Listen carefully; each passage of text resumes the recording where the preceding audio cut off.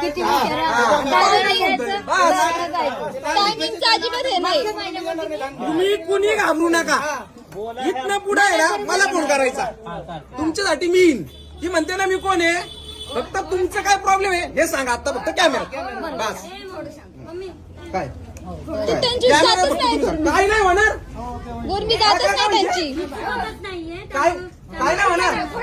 तुमची पेपर अडवत नाहीये, लक्षात घ्या. काय काय खोटी होती. खोटी बातमी.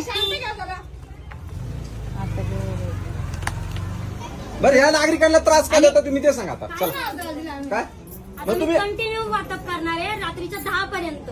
आम्ही नाही येऊ शकत. हो थांब थांब. जनतेला सांगा खरं प्रामाणिकपणे. मी काय तुमच्यासाठी आलो तुम्ही फोन करा म्हणून आलो काय. मी असं स्वतःहून आलेलो नाही. बरोबर आहे. तुम्हाला मान्य आहे. ते मला विचारले की तुम्ही कोण. तुम्ही मला बोलवलं.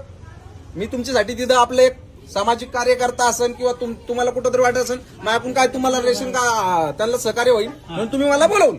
बरोबर का. आता तुमचे प्रॉब्लेम काय आहेत त्या कॅमेऱ्यात फक्त सांगा. त्या ऐकून तुम्हाला होणारा त्रास काय. नाक त्रास रेशनच्या विषयी.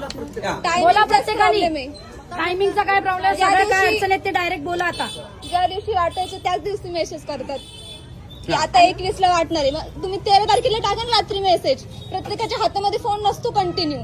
आणि आम्ही काही वयस्कर माणसं सगळ्यांना कळत नाही मेसेज. मला तर मेसेज आला नाही. मेसेजच नाही. मेसेज नाही अहो तुमचं आम्ही कुठं म्हणतो आता. आम्ही नागरिकांविषयी बोलतोय. तुम्ही कशाला बोलताय. त्या पोरला बी नाही भेटलं, मला बी नाही भेटलं. चिंता येऊन गेले नाही बुडलं. गेल्यास पण नंबरला येऊन थांबलं.